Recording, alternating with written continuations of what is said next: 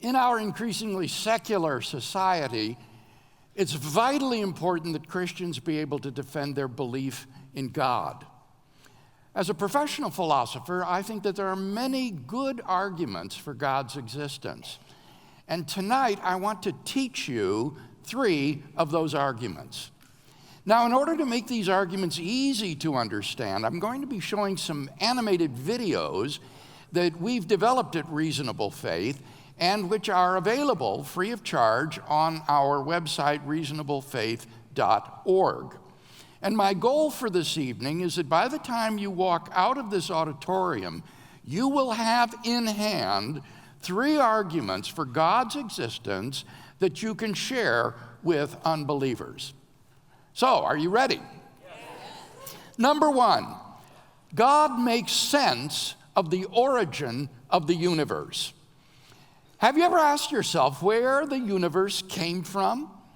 Typically, atheists have said that the universe is just eternal, and that's all. But is that plausible? Our first video explains how the scientific evidence for the beginning of the universe points beyond the universe to its ground in a personal creator.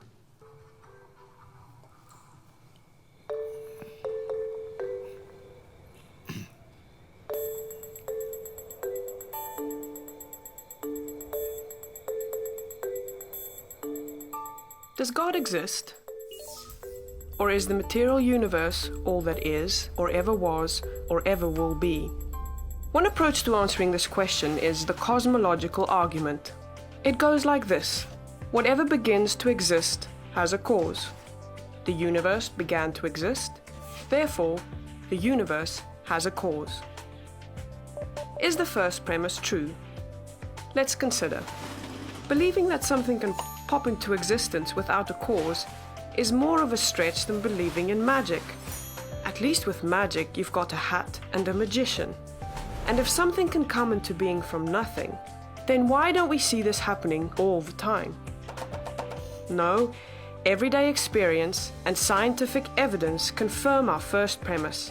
If something begins to exist, it must have a cause. But what about our second premise? Did the universe begin, or has it always existed? Atheists have typically said that the universe has been here forever. The universe is just there, and that's all. First, let's consider the second law of thermodynamics. It tells us the universe is slowly running out of usable energy, and that's the point. If the universe had been here forever, it would have run out of usable energy by now. The second law points us to a universe that has a definite beginning. This is further confirmed by a series of remarkable scientific discoveries. In 1915, Albert Einstein presented his general theory of relativity. This allowed us, for the first time, to talk meaningfully about the past history of the universe. Next, Alexander Friedmann and George Lemaitre, each working with Einstein's equations, predicted that the universe is expanding. Then in 1929, Edwin Hubble measured the red shift in light from distant galaxies. This empirical evidence confirmed not only that the universe is expanding, but that it sprang into being from a single point in the finite past. It was a monumental discovery, almost beyond comprehension. However, not everyone is fond of a finite universe, so it wasn't long before alternative models popped into existence. But one by one, these models failed to stand the test of time. More recently, 3 leading cosmologists, Arvin Bord, Alan Guth, and Alexander Vilenkin, proved that any universe which has on average been expanding throughout its history cannot be eternal in the past, but must have an absolute beginning. This even applies to the multiverse, if there is such a thing. This means that scientists can no longer hide behind a past eternal universe. There is no escape. They have to face the problem of a cosmic beginning.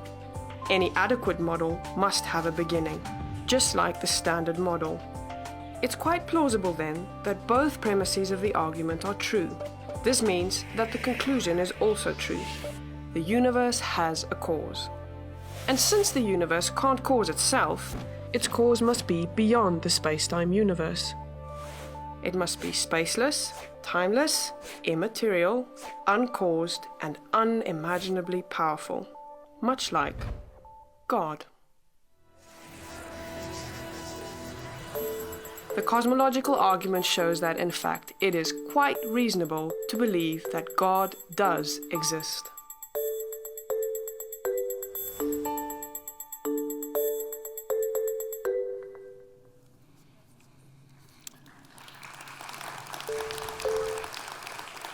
Here once more are the three simple premises of this argument, and I invite you to say these aloud with me.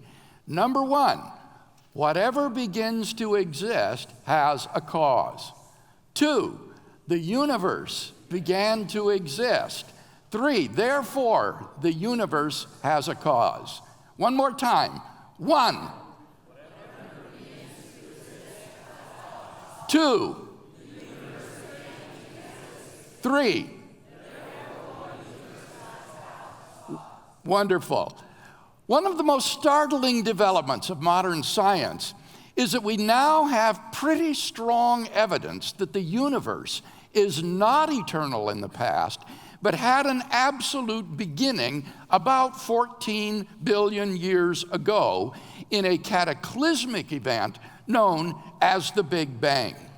As explained in the video, in 2003, Arvind Borde, Alan Guth, and Alexander Vilenkin were able to show that any universe, which is on average in a state of cosmic expansion throughout its history, cannot be eternal in the past, but must have an absolute beginning.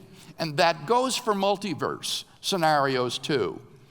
In 2012, Vilenkin showed that models which do not meet this one condition still fail for other reasons to avoid the beginning of the universe.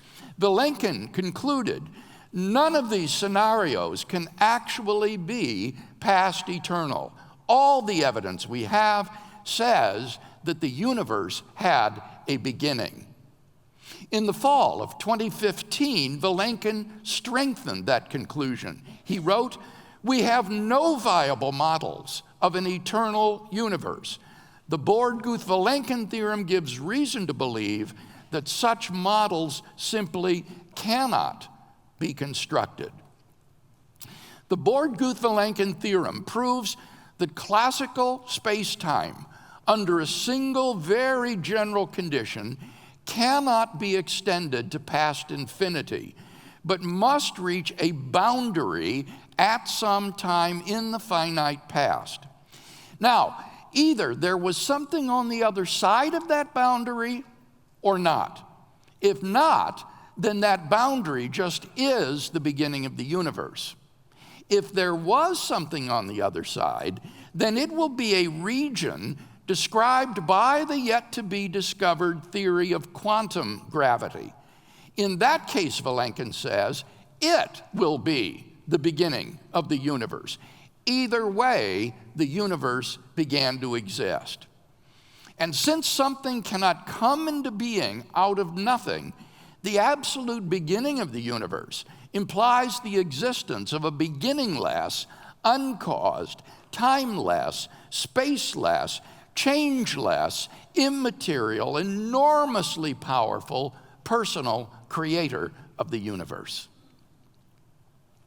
Number 2, God makes sense of the fine-tuning of the universe for intelligent life. In recent decades, scientists have been stunned by the discovery that the existence of intelligent life depends upon a delicate and complex balance of initial conditions simply given in the Big Bang itself. Scientists once believed that whatever the initial conditions of the universe might have been, eventually intelligent life might evolve somewhere. But we now know that our existence is balanced on a razor's edge. The existence of intelligent life anywhere in the cosmos depends upon a conspiracy of initial conditions which must be fine-tuned to a degree that is simply incomprehensible and incalculable. The following video explains how this remarkable fine-tuning points to an intelligent designer of the universe.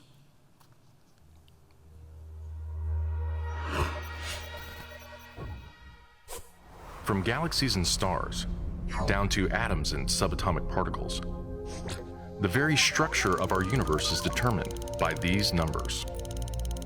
These are the fundamental constants and quantities of the universe. Scientists have come to the shocking realization that each of these numbers has been carefully dialed to an astonishingly precise value, a value that falls within an exceedingly narrow, life-permitting range. If any one of these numbers were altered by even a hair's breadth, no physical, interactive life of any kind could exist anywhere. There'd be no stars, no life, no planets, no chemistry. Consider gravity, for example. The force of gravity is determined by the gravitational constant. If this constant varied by just 1 in 10 to the 60th parts, none of us would exist. To understand how exceedingly narrow this life-permitting range is, imagine a dial divided into 10 to the 60th increments. To get a handle on how many tiny points on the dial this is, compare it to the number of cells in your body, or the number of seconds that have ticked by since time began. If the gravitational constant had been out of tune by just one of these infinitesimally small increments, the universe would either have expanded and thinned out so rapidly that no stars could form and life couldn't exist, or it would have collapsed back on itself with the same result: no stars, no planets, and no life. Or consider the expansion rate of the universe. This is driven by the cosmological constant. A change in its value by a mere 1 part in 10 to the 120th parts would cause the universe to expand too rapidly or too slowly. In either case, the universe would again be life-prohibiting. Or another example of fine-tuning. If the mass and energy of the early universe were not evenly distributed to an incomprehensible precision of 1 part in 10 to the 10 to the 123rd, the universe would be hostile to life of any kind. The fact is, our universe permits physical, interactive life only because these, and many other numbers, have been independently and exquisitely balanced on a razor's edge. Wherever physicists look, they see examples of fine-tuning. The remarkable fact is that the values of these numbers seem to have been very finely adjusted to make possible the development of life. If anyone claims not to be surprised by the special features that the universe has, he's hiding his head in the sand. These special features are surprising and unlikely. What is the best explanation for this astounding phenomenon? There are 3 live options. The fine-tuning of the universe is due to either physical necessity, chance, or design. Which of these options is the most plausible? According to this alternative, the universe must be life-permitting. The precise values of these constants and quantities could not be otherwise. But is this plausible? Is a life-prohibiting universe impossible? Far from it. It's not only possible, it's far more likely than a life-permitting universe. The constants and quantities are not determined by the laws of nature. There's no reason or evidence to suggest that fine-tuning is necessary. How about chance? Did we just get really lucky? No. The probabilities involved are so ridiculously remote as to put the fine-tuning well beyond the reach of chance. So, in an effort to keep this option alive, some have gone beyond empirical science and opted for a more speculative approach, known as the multiverse. They imagine a universe generator that cranks out such a vast number of universes that, odds are, life-permitting universes will eventually pop out. However, there's no scientific evidence for the existence of this multiverse. It cannot be detected, observed, measured, or proved. And the universe generator itself would require an enormous amount of fine-tuning. Furthermore, small patches of order are far more probable than big ones. So the most probable observable universe would be a small one, inhabited by a single, simple observer. But what we actually observe is the very thing that we should least expect: a vast, spectacularly complex, highly ordered universe, inhabited by billions of other observers. So even if the multiverse existed, which is a moot point, it wouldn't do anything to explain the fine-tuning. Given the implausibility of physical necessity or chance, the best explanation for why the universe is fine-tuned for life may very well be it was designed that way.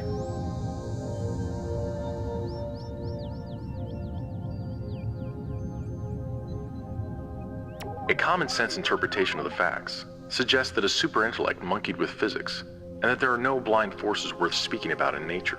The numbers one calculates from the facts seem to me so overwhelming as to put this conclusion almost beyond question. There is for me powerful evidence that there is something going on behind it all. It seems as though somebody has fine-tuned nature's numbers to make the universe. The impression of design is overwhelming. The heavens declare the glory of God. The skies proclaim the work of his hands. Day after day they pour forth speech. Night after night they reveal knowledge.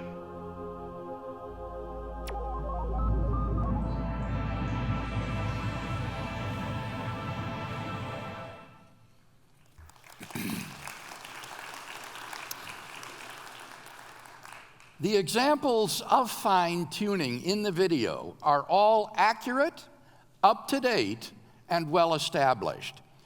The question we face then is, what is the best explanation of the cosmic fine-tuning? There are three live options in the contemporary literature on fine-tuning: physical necessity, chance, or design.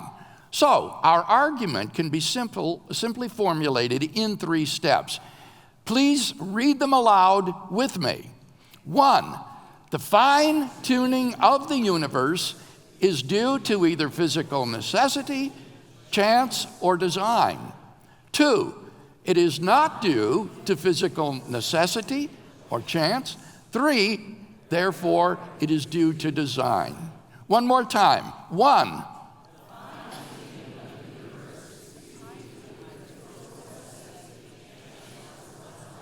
2, 3. Now, as the video explains, the only serious alternative to design is the multiverse chance hypothesis. But there are multiple problems with this hypothesis. Let me just mention one of the most important. As Roger Penrose of Oxford University has explained, if our universe were just a random member of a world ensemble, then we ought to be observing a much different universe than we do. What we ought to observe is just an orderly patch, no larger than our solar system, since a universe like that is sufficient for our existence and yet unfathomably more probable than a finely tuned universe like ours. In fact, the most probable observable universe is one which consists of a single brain which fluctuates into existence out of the quantum vacuum with illusory perceptions of an external world. So, if you accept the multiverse explanation of the fine-tuning, you are obligated to believe that you are all that exists, and that this auditorium, your friends, your own body, everything you perceive around you is an illusion of your own brain. No sane person believes such a thing. Therefore, on atheism, it is highly improbable that there exists a randomly ordered multiverse. Thus, neither physical necessity nor chance provides a good explanation of the fine-tuning of the universe. It follows logically that the best explanation is design. Number 3, God makes sense of objective moral values and duties in the world. The following video makes this argument very clear. Can you be good without God? Let's find out. Absolutely astounding. There you have it. Undeniable proof that you can be good without believing in God. But wait, the question isn't, can you be good without believing in God? The question is, can you be good without God? See, here's the problem. If there is no God, what basis remains for objective good or bad, right or wrong? If God does not exist, objective moral values do not exist. And here's why. Without some objective reference point, we have no way of saying that something is really up or down. God's nature provides an objective reference point for moral values. It's the standard against which all actions and decisions are measured. But if there's no God, there's no objective reference point. All we're left with is one person's viewpoint, which is no more valid than anyone else's viewpoint. This kind of morality is subjective, not objective. It's like a preference for strawberry ice cream. The preference is in the subject, not the object. So it doesn't apply to other people. In the same way, subjective morality applies only to the subject. It's not valid or binding for anyone else. So, in a world without God, there can be no evil and no good, nothing but blind, pitiless indifference. God has expressed His moral nature to us as commands. These provide the basis for moral duties. For example, God's essential attribute of love is expressed in His command to love your neighbor as yourself. This command provides a foundation upon which we can affirm the objective goodness of generosity, self-sacrifice, and equality. And we can condemn as objectively evil greed, abuse, and discrimination. This raises a problem. Is something good just because God wills it, or does God will something because it is good? The answer is neither one. Rather, God wills something because He is good. God is the standard of moral values, just as a live musical performance is the standard for a high-fidelity recording. Without your love. The more a recording sounds like the original, the better it is. Likewise, the more closely a moral action conforms to God's nature, the better it is. But if atheism is true, there is no ultimate standard. So there can be no moral obligations or duties. Who or what lays such duties upon us? No one. Remember, for the atheist, humans are just accidents of nature, highly evolved animals. But animals have no moral obligations to one another. When a cat kills a mouse, it hasn't done anything morally wrong. The cat's just being a cat. If God doesn't exist, we should view human behavior in the same way. No action should be considered morally right or wrong. But the problem is, good and bad, right and wrong, do exist. Just as our sense experience convinces us that the physical world is objectively real, our moral experience convinces us that moral values are objectively real. Every time you say, "Hey, that's not fair, that's wrong, that's an injustice," you affirm your belief in the existence of objective morals. We're well aware that child abuse, racial discrimination, and terrorism are wrong for everybody, always. Is this just a personal preference or opinion? No. The man who says that it is morally acceptable to rape little children is just as mistaken as the man who says 2 + 2 = 5. What all this amounts to, then, is a moral argument for the existence of God. If God does not exist, objective moral values and duties do not exist. But objective moral values and duties do exist. Therefore, God exists. Atheism fails to provide a foundation for the moral reality every one of us experiences every day. In fact, the existence of objective morality points us directly to the existence of God.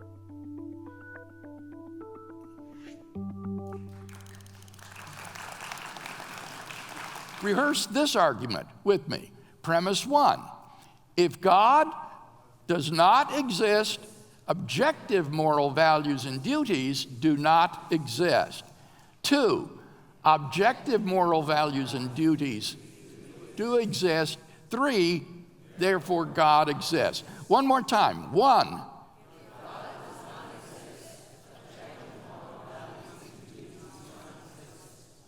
2, 3.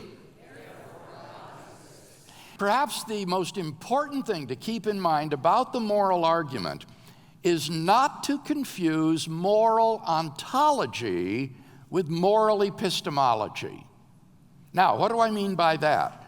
Moral ontology has to do with the objective reality of moral values and duties. Moral epistemology has to do with how we come to know moral values and duties. The moral argument has nothing to say about moral epistemology. It makes no claim whatever about how we come to know objective moral values and duties. The argument is wholly about moral ontology, the grounding of objective moral values and duties in reality. So, epistemological objections, which you constantly hear about how we come by our moral beliefs, whether through evolution or social conditioning or parental instruction, are simply irrelevant to the argument. From the two premises, it logically follows that God exists. The moral argument complements the cosmological and design arguments by telling us about the moral nature of the creator and designer of the universe. It gives us a personal, necessarily existent being who is not only perfectly good, but whose very nature is the standard of goodness and whose commands constitute our moral duties. Now, there are very many other arguments for God's existence, and on our website we have other animated videos explaining some of these. I'd like to close this evening with a few practical suggestions about using these arguments in everyday conversation with an unbeliever. Non-believers are not used to running into Christians who can actually give reasons for the hope that is in them. So if the unbeliever says to you, "There's no evidence that God exists," you should look at him with wide eyes and open mouth and say, "Is that what you think? Why, I can think of at least 3 good arguments for God's existence." And at that point, he's got to say, "Yeah, like what?" And then boom, you're off and running. God is the best explanation of the origin of the universe. God is the best explanation of the fine-tuning of the universe for intelligent life. God is the best explanation of objective moral values and duties in the world. I have found that just being able to list the arguments is often enough to satisfy the unbeliever. Just being able to list the arguments puts you way beyond most Christians that the unbeliever has ever met. Now, if the unbeliever asks you to go further and to explain more, then share with him the premises of the argument. As we've seen tonight, these arguments are very simply formulated and can be easily memorized. And having the premises memorized will help you to keep your conversation with an unbeliever on track. So, if the unbeliever starts to stray off track, just say politely at that point, "Now, if you think that my conclusion is false, then you must think that at least one of my premises is false. So, what I want you to tell me is, which premise do you reject as false and why?" Focus on the premises. Now, if the unbeliever wants to go still deeper, then go with him. These arguments are all explained further in my book, On Guard, and it will show you how to explain each argument, defend the premises, and then answer the typical objections against them. And of course, our hope is that you'll go to reasonablefaith.org with your non-believing friend and look at the video on your mobile device with him in order to have a conversation about these arguments. The arguments presented here this evening constitute a powerful cumulative case for the existence of God. Together, they yield a metaphysically necessary, uncaused, transcendent, immaterial, personal creator and designer of the universe who is the paradigm and source of absolute moral goodness. Now, we have a little time for questions. So, I see there are microphones set up here at the head of the two aisles. If you have a question, please come forward. And I would like you to restrict your questions to the three arguments presented this evening. I know people come to these conferences with all sorts of questions in mind that they want to be answered. But in view of the time limitations, I want to limit the questions this evening to these three arguments. So please, someone break the ice and come and ask a question. Thank you.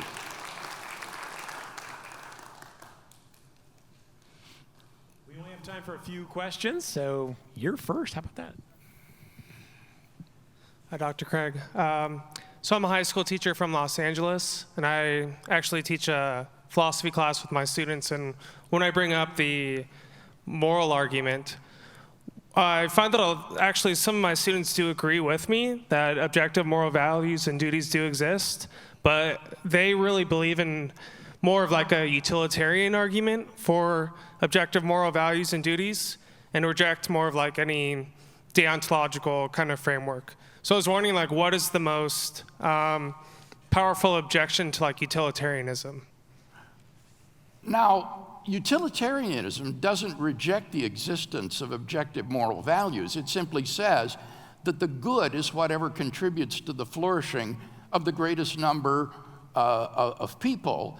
And so that is a philosophy that affirms the objectivity of moral values. And the question then is why? Why is contributing to the greatest flourishing of human beings objectively good? That's not obvious, especially on a naturalistic basis, since human beings are just relatively evolved primates. Sam Harris thinks that whatever contributes to the flourishing of sentient life is the good. And that would include rats and other forms of non-human life. So the problem that the utilitarian and the naturalist faces is an arbitrariness problem. There just isn't any foundation in his worldview for affirming the objectivity of those moral values that he does want to affirm. Thank you very much. Yes. Hi, Doctor. I was just a little confused on your second premise of the moral argument. If you're separating ontology from epistemology, then what is the warrant for, or the evidence for, objective moral values? What is the warrant for the second premise? It is found in moral experience.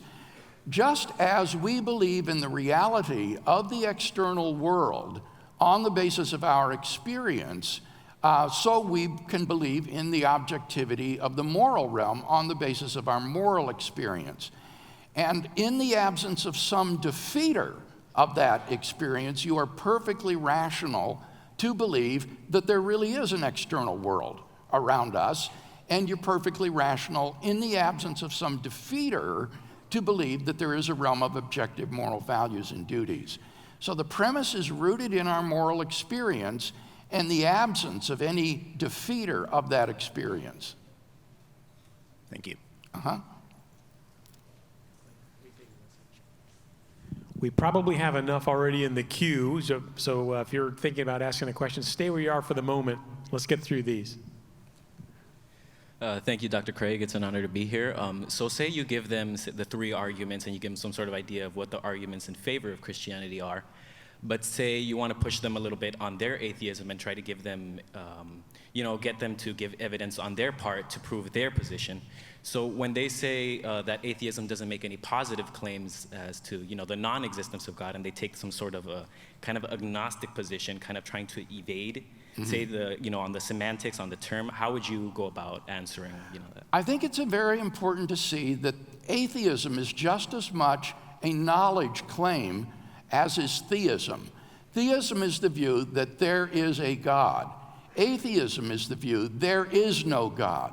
Both of these make a positive assertion to knowledge, and therefore, if you're to believe either one, you need to have some sort of justification. Atheism is not a default position.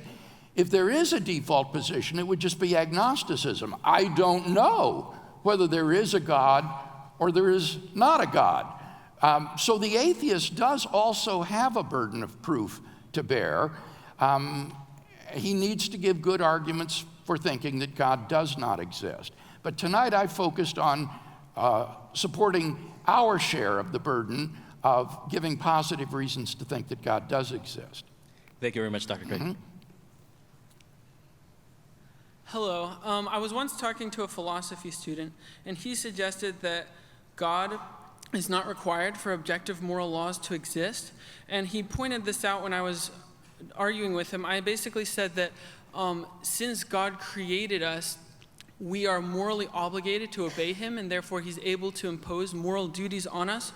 But then he said that the fact that we are obligated to obey someone who creates us suggests a moral law that exists outside of God, and therefore there can be... Say that again. What suggests that the moral law exists outside God? The principle that we are obligated to obey God since he created us. Oh, I see. And so the idea is that if that moral law can exist outside of God, then who's to say that other moral laws don't exist outside of God? Okay, you have asked a very profound question. I would refer you to the debate that I had with Professor Eric Wielenberg recently. It's on YouTube, about the foundation of objective moral values and duties. And I would say two things in response to this. First of all, it may well be the case that any moral view will have its explanatory stopping point, its ultimate, beyond which you cannot go. There will be simply an explanatory ultimate.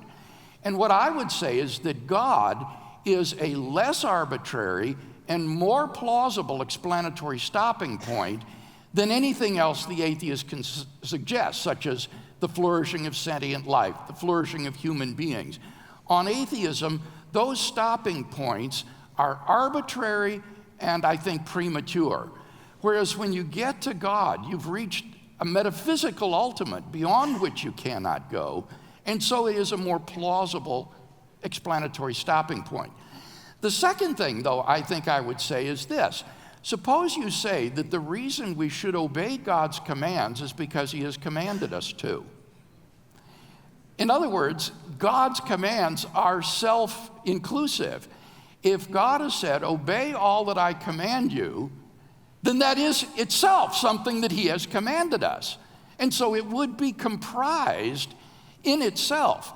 And it seems to me that this is a perfectly legitimate justification for saying why we should obey God, because he has commanded us to, and our moral duties are constituted by his commands. So I think it's a kind of self-inclusive or self-justifying stopping point.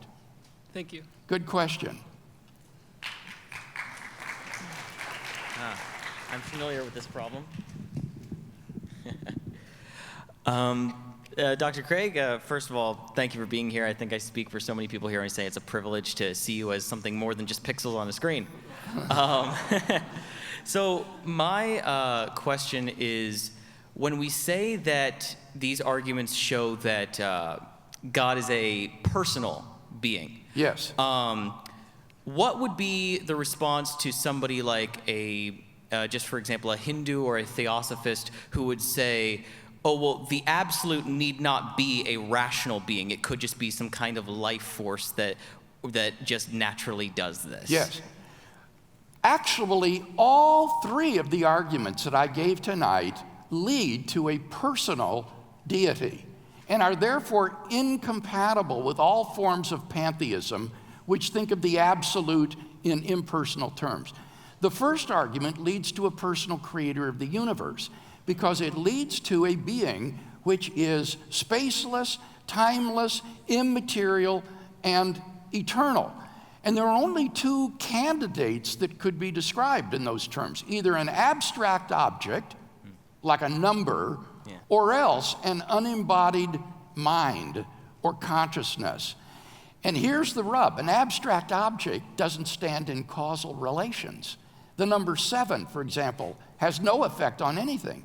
Right. So it follows that the cause of the universe is not just some impersonal first cause, it is a person, an unembodied mind who brought the universe into being. The second argument from fine-tuning obviously leads to a personal creator because it leads to an intelligent designer. And the third argument, the moral argument, leads to a personal being because human persons have intrinsic moral value, and this is grounded in God as a personal being, and he issues then moral commands to us, which requires personhood and volition. So remarkably, all three of these arguments lead to a metaphysical ultimate which is personal. Thank you, Dr. Craig, and God bless you and God bless your work. Thanks.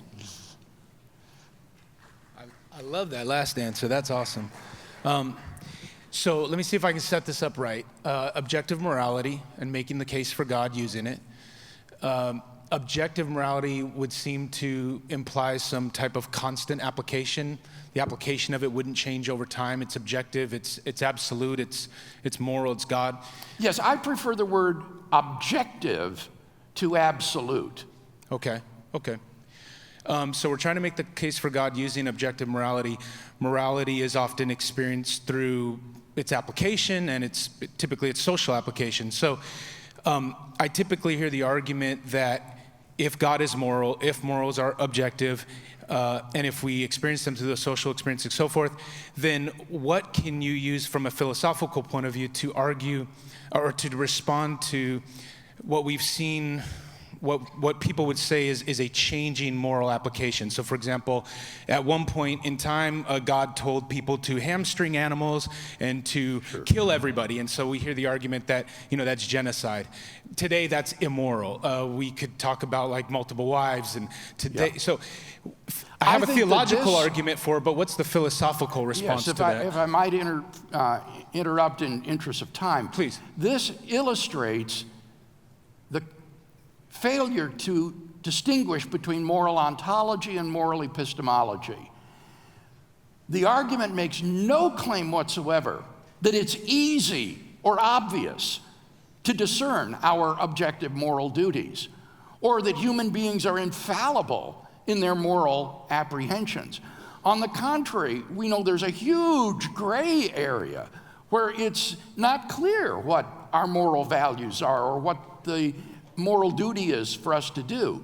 But there are these clear-cut examples of moral evils and moral goods that are sufficient to require an objective ground for morality. And that's perfectly consistent with moral development over time, with moral error, with correction, with clear discernment of moral values and duties. All of those are epistemological concerns that are just irrelevant to the argument. Oh, thank you for that. Uh-huh.